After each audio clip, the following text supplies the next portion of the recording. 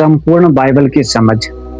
कैसे हम बाइबल को इफेक्टिव तरीके से समझ सकते हैं, कैसे हम बाइबल को और भी बेहतर समझ सकते हैं। बाइबल मनुष्यों को क्यों दी गई, बाइबल देने का रहस्य क्या है, बाइबल का रहस्य क्या है। तो इन बातों को जानने के लिए, बाइबल को बेहतर और अच्छी तरीके से समझने के लिए आप पूरे वीडियो में बने रहें और वीडियो को पूरा देखें। आपको बाइबल पढ़ने का तरीका, बाइबल को समझने का तरीका पूरी रीति से चेंज होगा जब आज ये पूरा वीडियो देखेंगे। आप बाइबल को बेहतर तरीके से समझ सकोगे, क्योंकि बाइबल जो है वो सिर्फ एक रेस को दर्शाती है, एक दौड़ को दर्शाती है। वो दौड़ है मनुष्यों की।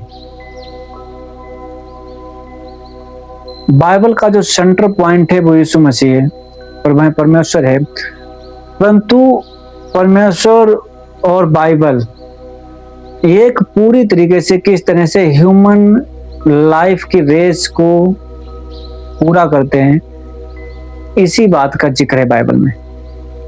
आज का वीडियो पूरे देखें और आप सेम नहीं रहेंगे। हालेलुया। सबसे पहले बात करते हैं बाइबल है क्या।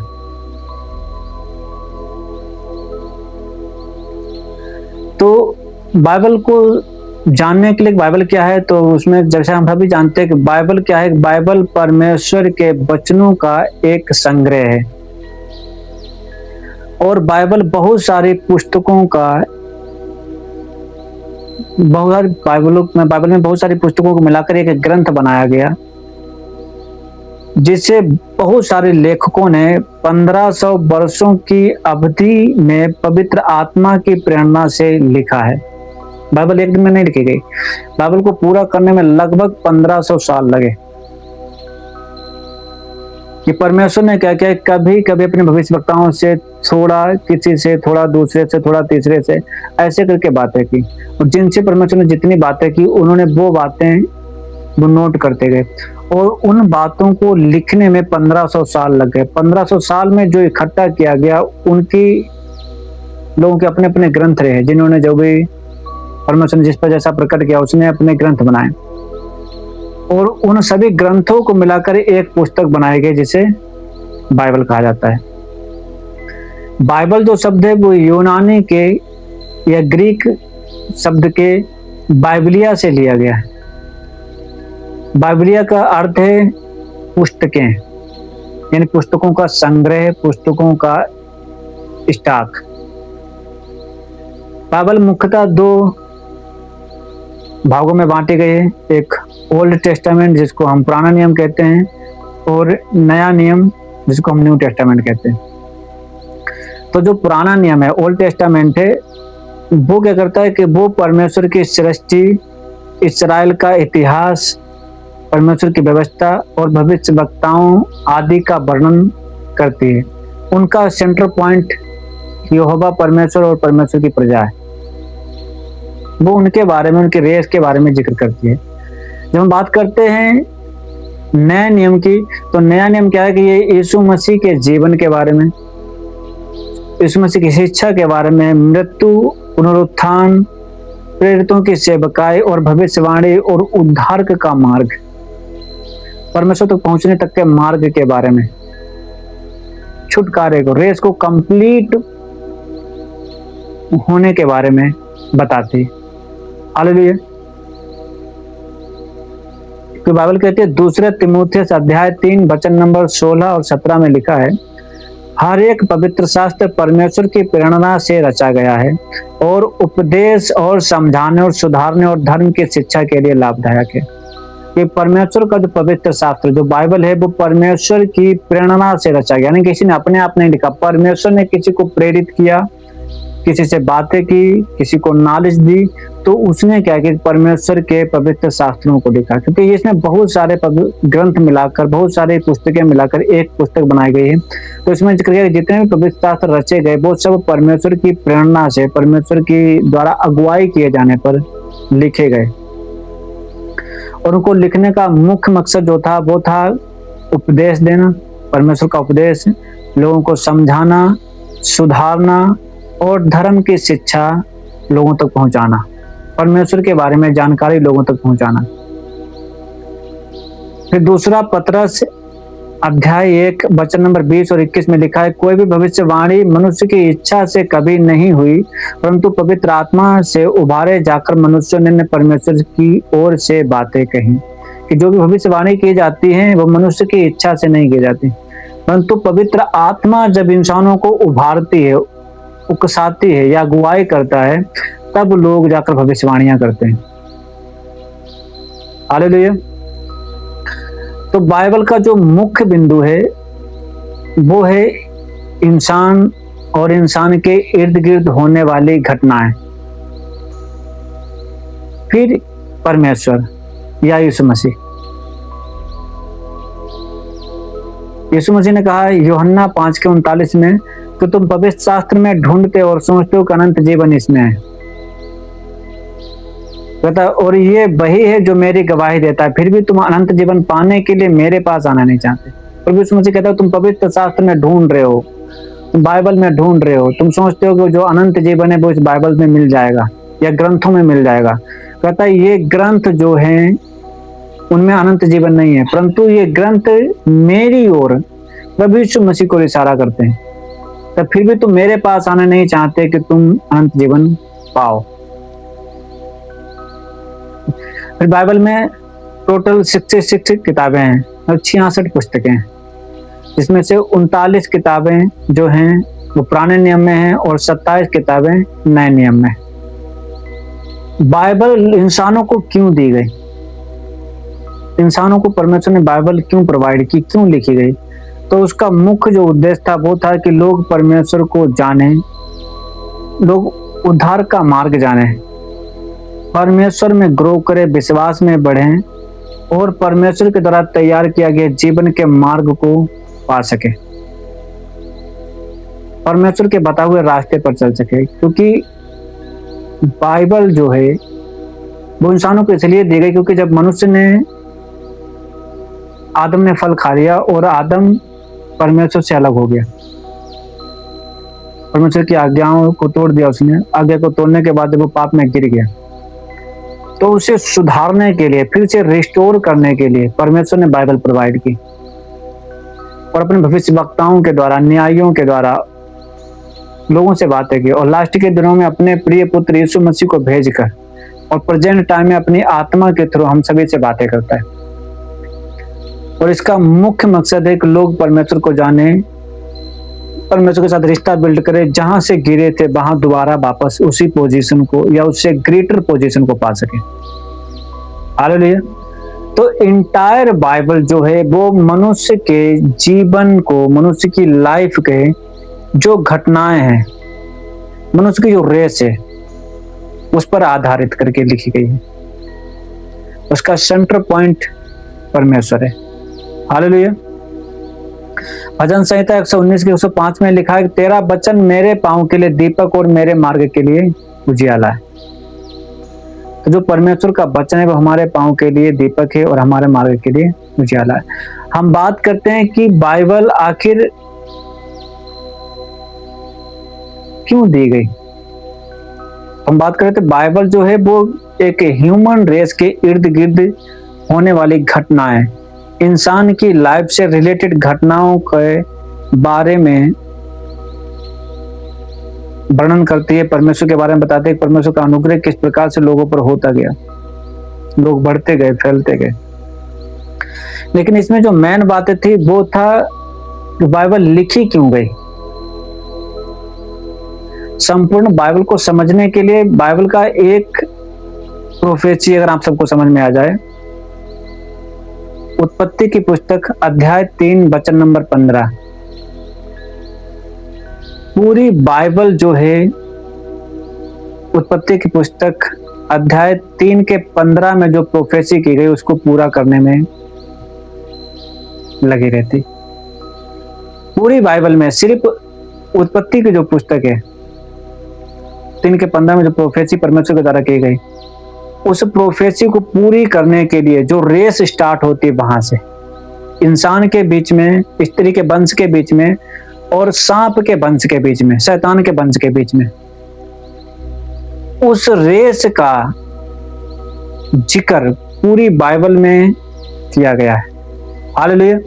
तो इसे हम पहले आज बेहतर तरीके से समझने के लिए देखेंगे उत्पत्ति की पुस्तक अध्याय 3 वचन नंबर 15, सॉरी वचन नंबर 3 का 14 और 15 दोनों पढ़ते हैं। उत्पत्ति 3 का 14 और 15।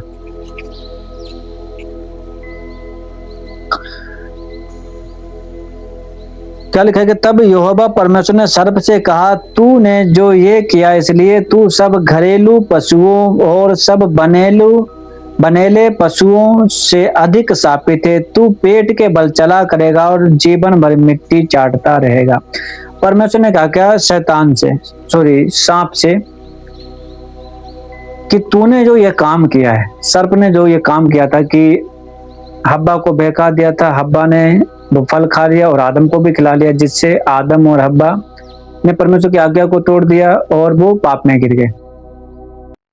उनके गिरने से परमेश्वर के इंटायर सृष्टि, पूरी सृष्टि जो थी वो अपनी जगह से व्यर्थता के अधीन कर दी गई। हालेलुया। क्योंकि आदम और हब्बा अकेले नहीं गिरे, आदम और हब्बा गिरने से परमेश्वर की पूरी सृष्टि जो थी वो गिर गई। क्योंकि बाइबल कहती है परमेश्वर ने आदम को रचा और अदन की वाटिका में इसलिए रखा कि वो अदन की वाटिका की देख रेख करे। और जब आदम गिरा और किसी भी जगह का जब देख रेख करने वाला ही गिर जाए तो जाहिर सी बात है कि धीरे धीरे वहां की चीजें भी गिरनी शुरू हो जाती हैं। तो जब आदम गिरा तो परमेश्वर की बनाई हुई जो सृष्टि थी वो पूरी सृष्टि ही व्यर्थता के अधीन हो गई। पूरी जो सृष्टि थी वो उस पर शैतान रूल करने लग गया, शासन करने लग गया। तो यहाँ पर बाइबल क्या कहती है कि जब सर्प ने हब्बा को बहका दिया, हब्बा ने फल खाया, आदम को भी खिलाया, वो दोनों लोग गिर गए, परमेश्वर की आज्ञा को तोड़ दिया। तो परमेश्वर का न्याय करने के लिए जब आता है, तो जब परमेश्वर का न्याय करता है तब परमेश्वर सर्प से क्या कहता है कि तब यहोवा परमेश्वर ने सर्प से, अर्थात जो सांप था जिसके अंदर शैतान का असर था, जो मतलब शैतान से पोजेस्ट था, जिसने हब्बा को बहकाया था, उस सर्प से क्या कहा कि तूने जो यह किया इसलिए तू सब घरेलू पशुओं और सब बनेले पशुओं से अधिक शापित है। तू पेट के बल चला करेगा और जीवन भर मिट्टी चाटता रहेगा। तो परमेश्वर ने सांप को बोला कि तू सबसे अधिक श्रापित रहेगा। जितने भी बनेलू पशु हैं, जितने भी घरेलू पशु हैं, तो उन सबसे अधिक श्रापित रहेगा और तू पेट के बल चलेगा और तू जीवन भर मिट्टी चाटता रहेगा। फिर 15 में परमेश्वर कहता है कि और मैं तेरे और इस स्त्री के बीच में और तेरे वंश और इसके वंश के बीच में बैर उत्पन्न करूंगा। वह तेरे सिर को कुचल डालेगा और तू उसकी एड़ी को डसेगा।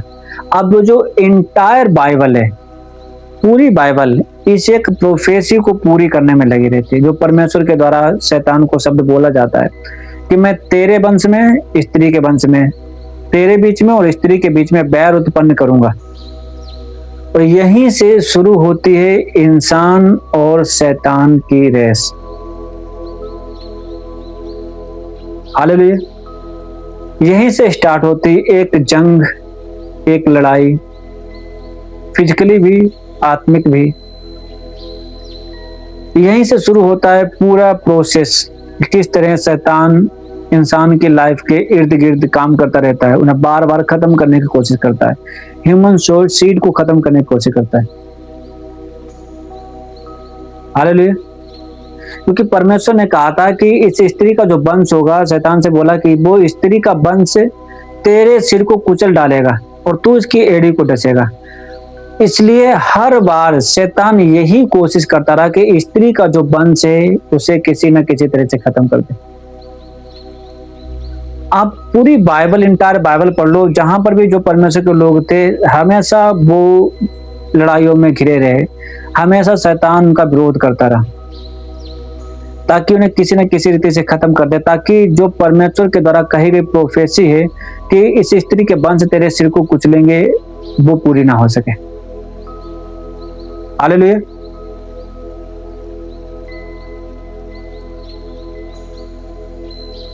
इसको समझने के लिए हम देखेंगे कैसे स्त्री के वंश के अंदर ही शैतान पोजेस्ट हो गया।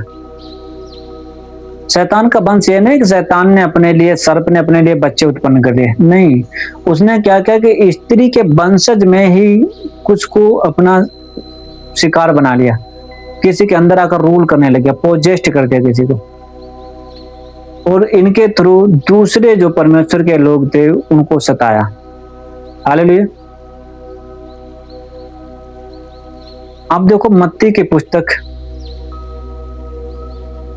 अध्याय 3,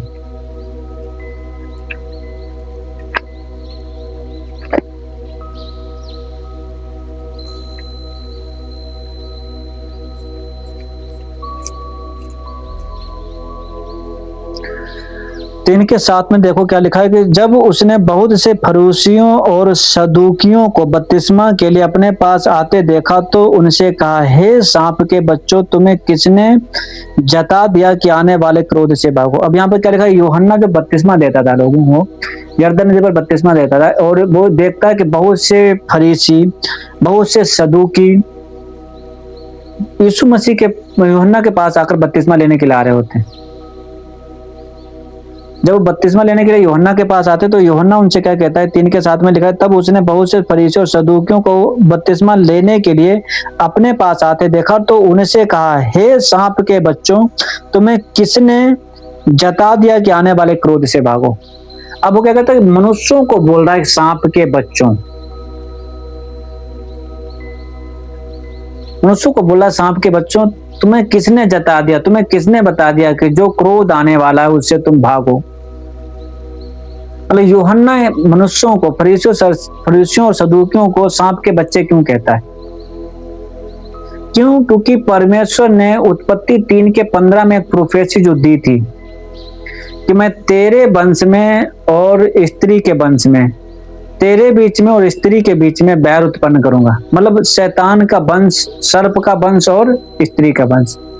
ये जरूरी नहीं वो अलग अलग हों, ये भी हो सकता है वो एक ही माँ के दोनों बेटे हों,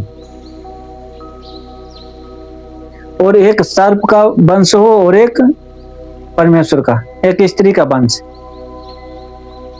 एक सर्प का वंश। हालेलुया।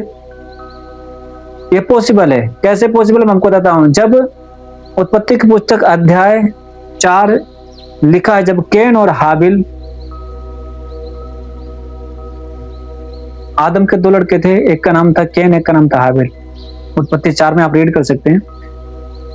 तो जब कैन और हाबिल परमेश्वर के सामने भेंट लेकर जाते हैं तो बाइबल कहती कि कैन और हाबिल था वो भेड़ बकरियां चराया कर, कैन जो था वो खेती करता था और हाबिल जो था वो भेड़ बकरियां चराता था। तो जब वो परमेश्वर के सामने भेंट चढ़ाने के लिए जाते हैं तो परमेश्वर क्या करता है कि हाबिल की भेंट को स्वीकार कर लेता और कैन की भेंट को स्वीकार नहीं करता। जब कैन की भेंट स्वीकार नहीं होती तो कैन क्रोधित होता है और उसके चेहरे पर उदासी छा जाती है। तो परमेश्वर यहोवा उससे कहता है कि तुम क्यों क्रोधित हो, तेरे मुंह पर क्यों उदासी छाई हुई है? क्या तू भलाई के काम करे, यदि तू भलाई करे, भला करे तो क्या तेरी भेंट स्वीकार नहीं की जाएगी?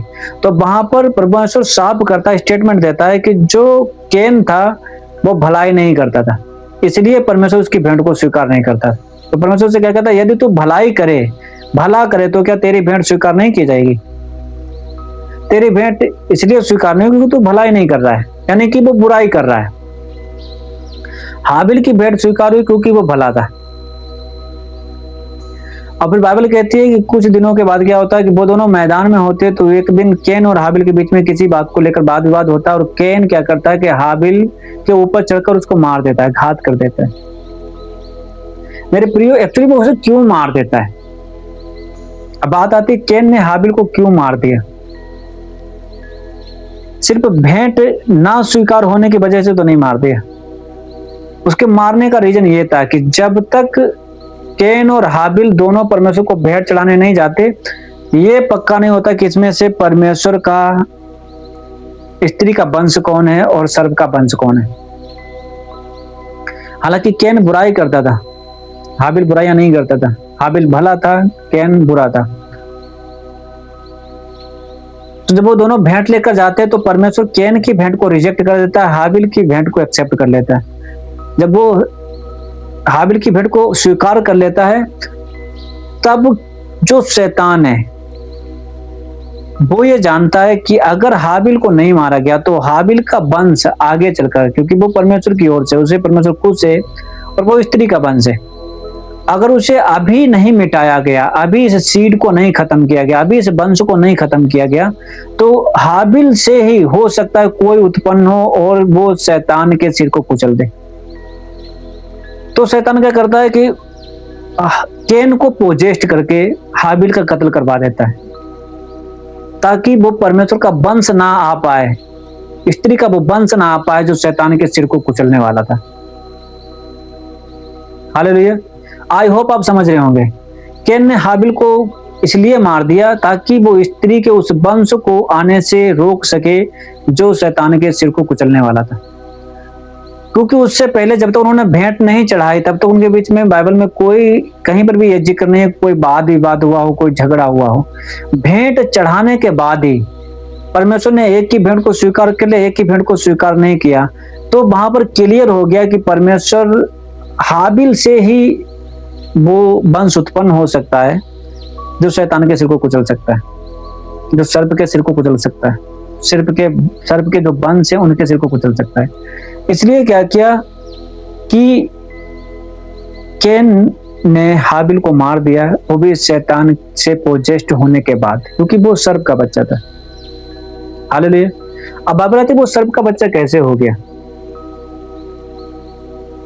वो सर्प का बच्चा इसलिए हो गया क्योंकि स्त्री ने जो फल खाया था, बाइबल कहते वो भले और बुरे का फल था, तो उसमें भले का ज्ञान और बुरे का ज्ञान था। तो जब उसने वो फल खाया तो उसके दो लड़के हुए, एक का नाम था कैन, एक का नाम हाबिल था। कैन भला नहीं करता था, यानी कि वो बुरा करता था, तो उसके अंदर वो बुराई के गुण आ गए, और जो दूसरा था हाबिल उसके अंदर भलाई के गुण आ गए, क्योंकि वो जो वृक्ष का फल था वो भले और बुरे के ज्ञान का फल था। तो एक के अंदर भलाई आ गई, एक के अंदर बुराई आ गई। तो जब बुराई और भलाई आ गई तो जो बुराई वाला था वो सर्प के वंश का हो गया, और जो भलाई वाला था वो स्त्री का वंश हो गया। अब परमेश्वर ने कहा था कि जो स्त्री का वंश है वो सर्प के वंश के सिर को कुचलेगा, इसलिए सर्प का वंश जो कि कैन में पोजेस्ट था उसने हाबिल को मार दिया ताकि वो उस वंश को आने से रोके पृथ्वी पर, जिसने जो आने वाले टाइम में सर्प के वंश को कुचलने वाला था। आप उससे आगे देखोगे ना, जितनी भी बार बाइबल में ये सब हुआ है, हर बार शैतान ने यही किया कि ह्यूमन सीड को खराब कर दिया जाए, स्त्री के वंश को खराब कर दिया। चाहे उत्पत्ति 6 में आप देख लो, एंजिल से उतरते हैं, क्या करते हैं कि स्त्रियों के साथ शादी करके बच्चे उत्पन्न करते हैं, हाइब्रिड मॉडल तैयार कर देते हैं, दानव तैयार कर देते हैं। किस लिए? क्योंकि वो उस वंश को आने से रोकने के लिए वो पूरा ब्लड लाइन ही खराब करने में लगे रहते हैं। और बाइबल कहती है पूरी सृष्टि खराब हो चुकी थी, तब परमेश्वर ने क्या किया कि बाढ़ के द्वारा उन सबको खत्म कर दिया, ब्लड के थ्रू खत्म कर दिया। सिर्फ नूह के वंशज बच गए थे क्योंकि उनमें वो बुराइयां नहीं थी। अब जैसे जैसे बाइबल आगे बढ़ती गई उनमें भी वो सिर्फ पोजेस्ट होता गया, उनमें भी वो प्रॉब्लम्स क्रिएट करता गया, ताकि वो वंश जो यीशु मसीह आने वाला था वो ना आ सके और उस सर्प का सिर ना कुचला जाए। हालेलुया। तो इंटायर जो बाइबल है वो ह्यूमन रेस पर, इंसान की, मनुष्यों की रेस पर, उसके इर्द गिर्द घूमती रहती है।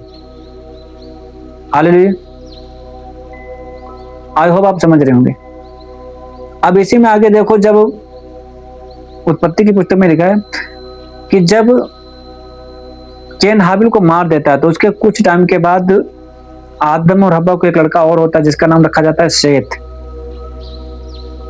जब शेत उत्पन्न होता है तब हव्वा ये स्टेटमेंट देती है, एक कमेंट करती है, एक स्टेटमेंट देती है कि हाबिल के बदले में परमेश्वर ने मुझे एक शेत से एक वंश दिया है। जो हाबिल का जो वंश था उसके बदले में परमेश्वर ने मुझे शेत दिया है, ये पूरा वंश होगा। हालेलुया। अब सोचो, वो कह रहे हैं शेत जो है, शेत से वंश उत्पन्न होगा। शैतान क्या कर रहा था? हाबिल के वंश को खत्म करने की कोशिश कर रहा था ताकि वो सीड ना आ पाए, जो उसके सिर को कुचलने वाला था। इसलिए परमेश्वर हाबिल की जगह पर शेत को देता है। ये बात हव्वा अपने वचन में कहती है कि परमेश्वर ने मुझे शेत दिया है, इससे पूरा वंश उत्पन्न होगा। हालेलुया।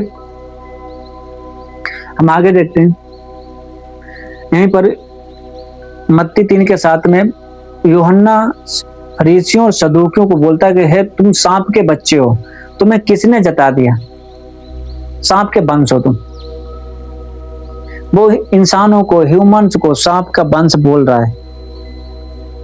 तुम्हें किसने बता दिया तुम आने वाले क्रोध से भागो? फिर आगे लिखा 8 में, इसलिए मन फिराओ के योग्य फल लाओ और अपने अपने मन में ये ना सोचो कि हमारा पिता अब्राहम है, क्योंकि मैं तुमसे कहता हूं कि परमेश्वर इन पत्थरों से अब्राहम के लिए संतान उत्पन्न कर सकता है। अब कुल्हाड़ा पेड़ों के जड़ पर रखा है, इसलिए जो जो पेड़ अच्छा फल नहीं लाता वह काटा और आग में झोंका जाता है।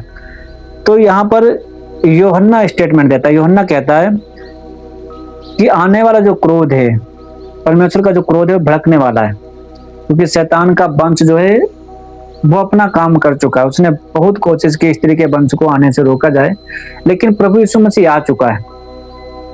आप समझो, उसने बहुत कोशिश की यीशु मसीह को पृथ्वी पर आने से रोक ले, उस वंश को आने से रोक ले, लेकिन यीशु मसीह आ चुका है। अब वो शैतान के सिर को कुचलने के लिए तैयार है। अब जब शैतान का सिर कुचलने वाला ही है, तब क्या है कि जो शैतान के वंशज हैं वो आकर बपतिस्मा लेने लगे। तो भी जब वो बपतिस्मा लेने के लिए आते, जब उन्हें आता हुआ देखते तो उनसे कहता है कि तुम्हें किसने बता दिया कि वो क्रोध के दिन आने वाले हैं? इन्हें यूहन्ना ये बात जानता था कि यीशु मसीह जो जन्म ले चुका है वो इस सांप के वंश के सिर को कुचल देगा। हालेलुया। आई होप समझ रहे होंगे। यूहन्ना ये बात जानता था कि अब जो यीशु मसीह ने जन्म लिया, यीशु मसीह आ चुका है, क्योंकि शैतान ने कोशिश तो बहुत की। आप देखो, जब यीशु मसीह पैदा हुए तो उसने 2 साल तक के बच्चों को मरवा दिया, कि हेरोदेस ने सब बच्चों को मार दिया। मूसा जब पैदा हुआ था तब भी सारे बच्चों को मार दिया। मतलब शैतान ने वहां के बच्चों को मार दिया, 1 दिन से लेकर 2 साल तक के बच्चों को मार दिया, कि वो वंश ना आ पाए, वो सिर कुचलने वाला ना आ पाए। और थैंक गॉड कि परमेश्वर ने वहां मूसा को भी सेव कर लिया और यहाँ यीशु मसीह को भी सेव कर लिया। और मूसा खुद स्टेटमेंट देता है कि मुझ जैसा ही एक भविष्यवक्ता उत्पन्न होगा, तुम उसकी सुनना।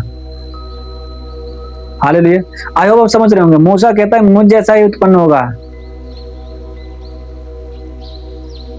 तुम उसकी सुनना। तो वो यीशु मसीह उत्पन्न हुआ, जैसा सेम मूसा के साथ हुआ था कि मूसा जब पैदा हुआ था तो 1 दिन से लेकर 2 साल के बच्चे मरवा दिए थे वहां पर।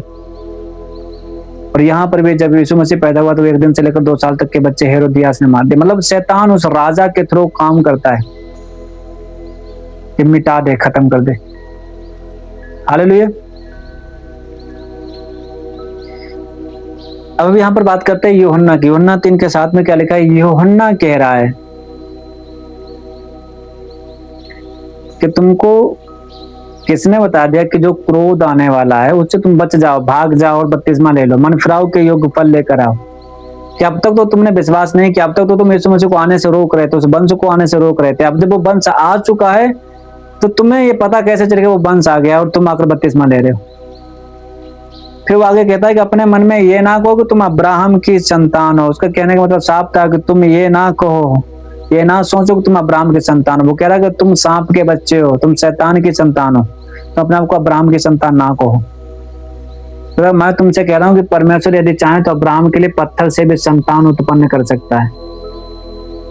फिर वो कहता है कि अब कुल्हाड़ा पेड़ों की जड़ पर रखा है, इसलिए कि जो जो पेड़ अच्छा फल नहीं लाता वह काटा और आग में झोंका जाता। कहता अब क्या है कि अब कुल्हाड़ा आ चुका है। और मुझे कहता ना, you are my battle axe, कि तू मेरे युद्ध का हथियार है। मतलब प्रभु यीशु मसीह जो है परमेश्वर का हथियार। कहता है वो कुल्हाड़ा है, वो हर एक उस पेड़ को काटने के लिए आया है जो परमेश्वर की ओर से नहीं है, जो अच्छा फल लेकर नहीं आता। वो काटा जाएगा और आग में डाला जाएगा।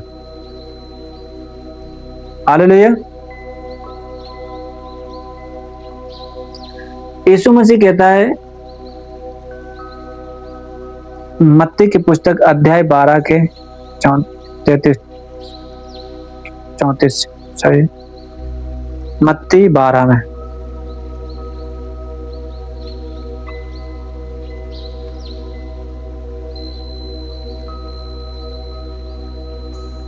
वचन नंबर 33 और 34 पढ़ते, क्या लिखा है यहाँ पर? 12 का 33 34, यदि पेड़ को अच्छा कहो तो उसके फल को भी अच्छा कहो, या पेड़ को निकम्मा कहो तो उसके फल को भी निकम्मा कहो, क्योंकि पेड़ अपने फल ही से पहचाना जाता है। तो प्रभु यीशु मसीह कहता है कि यदि तुम पेड़ को अच्छा कहते हो तो उसके फल को भी अच्छा कहो, और यदि उसके पेड़ को निकम्मा कहते हो तो उसके फल को भी निकम्मा कहो, क्योंकि कोई भी पेड़ अपने फल ही से पहचाना जाता है। तो वो फिर आगे कहता है 34 में, हे सांप के बच्चों, तुम बुरे होकर कैसे अच्छी बातें कह सकते हो, क्योंकि जो मन में भरा है वही मुंह पर आता है। यहाँ पर यीशु मसीह भी उनको बोलता है कि तुम सांप के बच्चे हो, तुम्हारे मन में बुराइयां भरी हैं, तुम अच्छी बातें कैसे कह सकते हो। और यीशु मसीह इंसानों को सांप के बच्चे कह रहा है। इट मीन्स सांप के बच्चे क्या है, मतलब जो सांप के अनुयायी हैं, शैतान के रास्तों पर चलते हैं, जो शैतान के काम करते हैं, शैतान की बातों पर मन लगाते हैं, उनको वो एक्चुअल में सांप के बच्चे हैं। यीशु मसीह यहाँ पर क्लियर करता है। हालेलुया। मत्ती अध्याय 23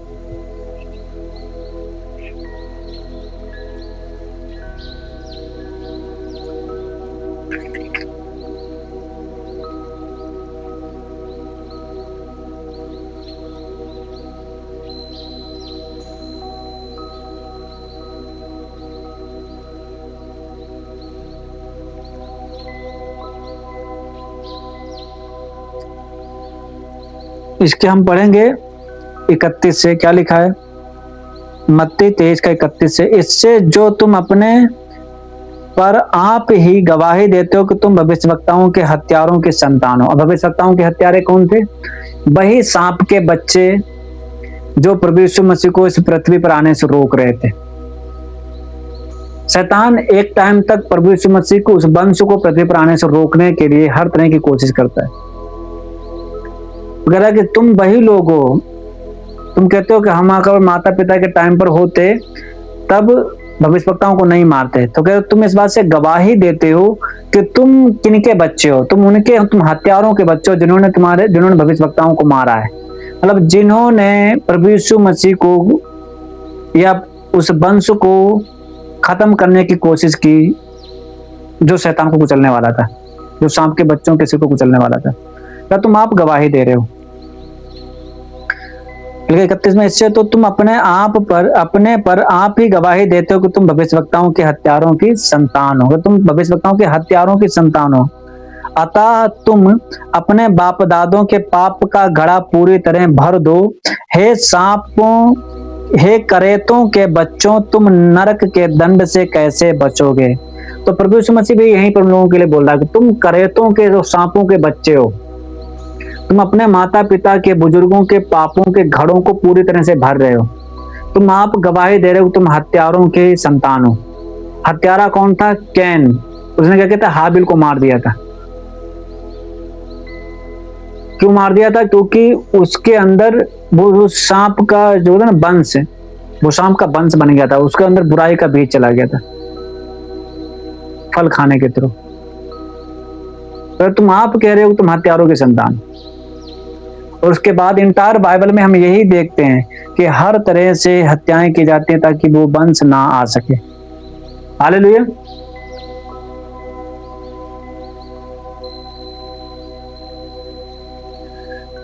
तो इसके बारे में थोड़ा और डिटेल में देखेंगे यूहन्ना की पुस्तक अध्याय 8।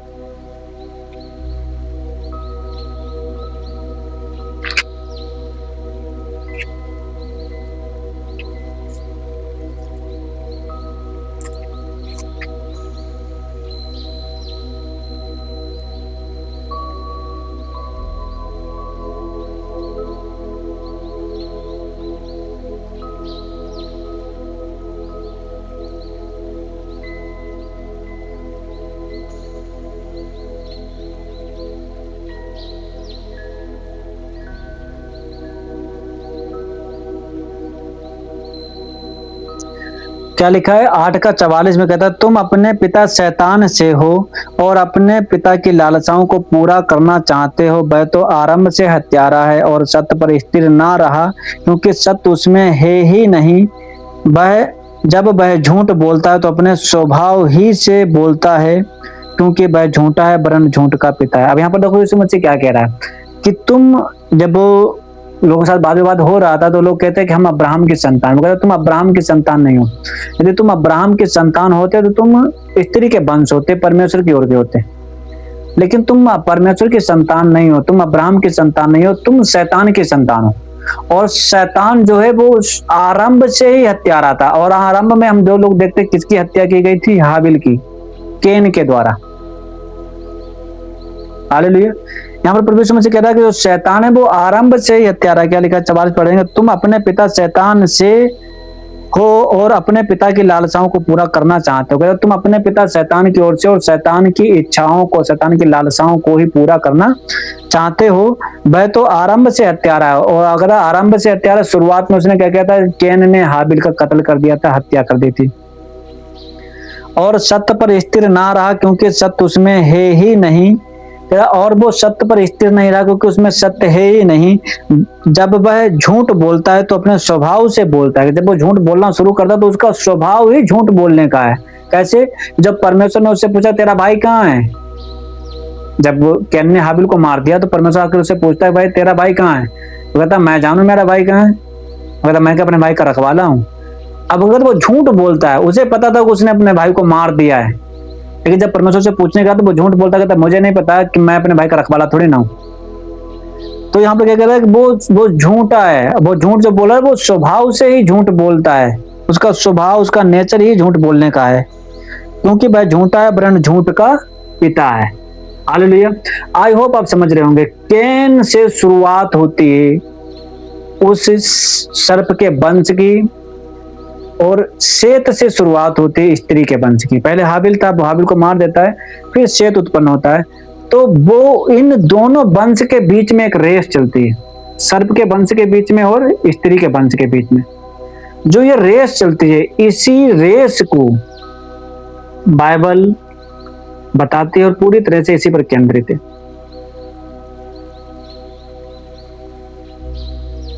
हालेलुया। पहला यूहन्ना 3 के 10 में लिखा है, पहला यूहन्ना अध्याय 3 वचन नंबर 10 में लिखा है, इसी से परमेश्वर की संतान और शैतान की संतान प्रकट होती है। जो कोई धर्म के काम नहीं करता वह परमेश्वर से नहीं है। यानी कि उसके काम ही ये प्रकट कर देते वो किसकी ओर से। अगर वो धर्म के काम कर रहा है तब परमेश्वर की ओर से, अगर धर्म के काम नहीं कर रहा है तब परमेश्वर की ओर से नहीं है। तो प्रभु यीशु मसीह कह रहा है कि तुम अपने आप को यहूदी, फरीसी, शास्त्री, सदूकी बता रहे हो, लेकिन तुम कह रहे हो तुम अब्राहम के संतान हो। है वो नहीं, एक्चुअल में तुम शैतान के संतान, शैतान जैसे ही काम करते हो। शैतान पहले हत्या करता आया है, तुम भी हत्या करते हो। वो झूठ बोलता था, तुम भी झूठ बोलते हो। हालेलुया। आई होप आप समझ गए होंगे। फिर इसके बाद प्रभु यीशु मसीह कहता है, लूका की पुस्तक अध्याय 19 वचन नंबर 10।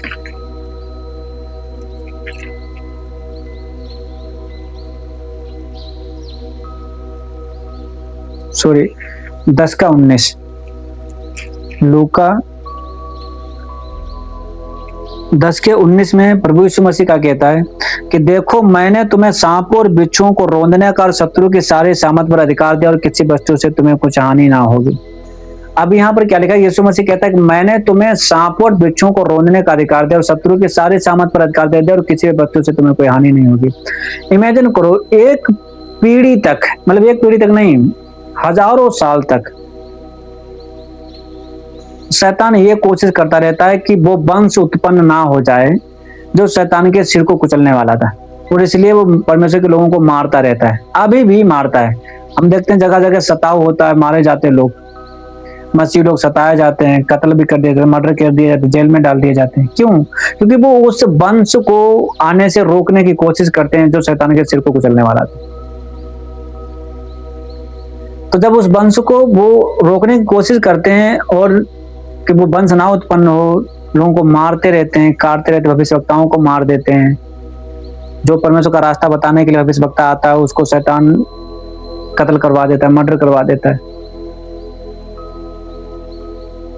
आज भी सेम प्रोसेस चलता है। फिर क्या होता है कि एक टाइम के बाद प्रभु यीशु मसीह स्त्री से जन्म लेता है, कुंवारी स्त्री से जन्म लेता है। उस टाइम पर भी बहुत बच्चे मारे जाते हैं, लेकिन परमेश्वर का अनुग्रह था कि यीशु मसीह को परमेश्वर बचाता है। और बचाने के बाद यीशु मसीह आकर उस शैतान के सिर को कुचलता है और कुचलने के बाद लोगों को यह अधिकार देता है कि मैंने तुम्हें सांप और बिच्छू को रोकने का अधिकार दिया है। यानी कि वो शैतान, वो सांप जिसके लोग अपने वंश को तो बढ़ाता गया, लेकिन परमेश्वर के वंश को मिटाता गया। परमेश्वर के पास प्लानिंग, परमेश्वर की प्लानिंग कितनी ग्रेटर प्लानिंग है, कितनी महान प्लानिंग है। प्रभु यीशु मसीह आता है और जो कोई विश्वास करने वाले जितने लोग हो उन सबको वो सेम अधिकार देता था कि तुम शैतान के सिर को कुचल सकते हो। मैं तुम्हें अधिकार देता हूं कि तुम शैतान के, सांप के सिर को कुचलो, बिच्छू के सिर को कुचलो और शत्रु की सारे सामर्थ को निष्क्रिय करो। हालेलुया। आई होप समझ रहे होंगे कि शैतान, सांप का वंश कोशिश करता है कि यीशु मसीह ना आए जो उसका सिर कुचला जाए, लेकिन जब यीशु मसीह आता है उसका सिर कुचल देता है। कुचलने के बाद क्या करता है कि वो और भी लोगों को वो अधिकार दे देता है कि तुम भी कुचलो। और इवन यहाँ तक कि बाइबल कहती है जब फरीसी और सदूकी आकर बपतिस्मा लेते हैं तो परमेश्वर उस शैतान, और यूहन्ना उनको बोलता है तुम शैतान, सांप के बच्चे हो। अब प्रभु यीशु मसीह ने क्या किया कि उसके सांप के बच्चों में से ही कुछ बच्चों को चुन लिया और उन्हें ये अधिकार दे दिया कि तुम जाकर शैतान के सिर को कुचलो। हालेलुया। इमेजिन करो कितनी ग्रेटर प्लानिंग है परमेश्वर की। ये परमेश्वर क्या कर रहा है कि परमेश्वर उस सांप के बच्चों में से, क्योंकि फरीसी और सदूकियों को यूहन्ना ने मत्ती 3:7 में सांप के बच्चे कहा। वो बपतिस्मा लेते हैं, यीशु मसीह पर विश्वास करते हैं, यीशु मसीह उन्हीं को इस्तेमाल करता है अब शैतान के वंश को कुचलने के लिए। हालेलुया। और यहाँ पर हम सभी को प्रभु यीशु मसीह ने अधिकार दिया कि हम जाकर शैतान के सिर को कुचले, सांप के बिच्छू के सिर को कुचलें, और प्रभु यीशु मसीह में हम सब विक्टोरियस हैं। हालेलुया। आई होप आप समझ रहे होंगे। संपूर्ण बाइबल जो है वो एक प्रोफेसी को पूरा करने में लगी रहती है, उत्पत्ति 3:15 को। God bless you. प्रभु आप सभी को आशीष दे। आज के लिए इतना ही। और आप जाने होंगे, समझ गए होंगे कि किस तरह से परमेश्वर ने शैतान पर विक्ट्री हासिल की और हमें भी अधिकार दिया कि हम उसके सिर को कुचलें। शैतान ने कोशिश बहुत की, सांप ने कोशिश बहुत की, सांप के वंश कोशिश बहुत की, आज भी करते हैं। आज भी लोगों को मसीह का सुसमाचार फैलाने से रोकते हैं, प्रचार करने से रोकते हैं, मीटिंग्स बंद कराई जाती हैं, भविष्यवक्ताओं को मारा कूटा जाता है, पास्टरों को जेल में डाल देते हैं। किस लिए? वो उस वंश को बढ़ने से रोके। वो नहीं जानते जो लोग ये काम करे एक्चुअल में वो सर्प के वंशज है, वो शैतान के वंशज है। हालेलुया। लेकिन वो जितना दबाने की कोशिश करते हैं परमेश्वर उतना ही अधिक तरीके से, उतना ही ज्यादा बढ़ चढ़कर परमेश्वर लोगों को चुनता है। शुरुआत से देख लो, जब यीशु मसीह मारा जाता है, क्रूस पर चढ़ाया जाता है, उसके बाद जी उठता है, उसके बाद जो मसीह लोग नए नए मसीह में आते हैं सब सताए, मारे, काटे जाते हैं। प्रभु यीशु मसीह के 12 प्रेरित मार दिए जाते हैं। किस लिए? ताकि उस वंश को आने से रोका जा सके, लोगों को फैलाने से रोका जाए। लेकिन परमेश्वर का धन्यवाद है कि परमेश्वर के पास ग्रेटर योजना है सभी के लिए जो विश्वास करते हैं। परमेश्वर आपकी लाइफ में बेहतर करेगा और आप अचंभित होंगे, आश्चर्यजनक होंगे। परमेश्वर कहेंगे ये सब कैसे हो गया। हालेलुया। God bless you. प्रभु आप सभी को आशीष दे।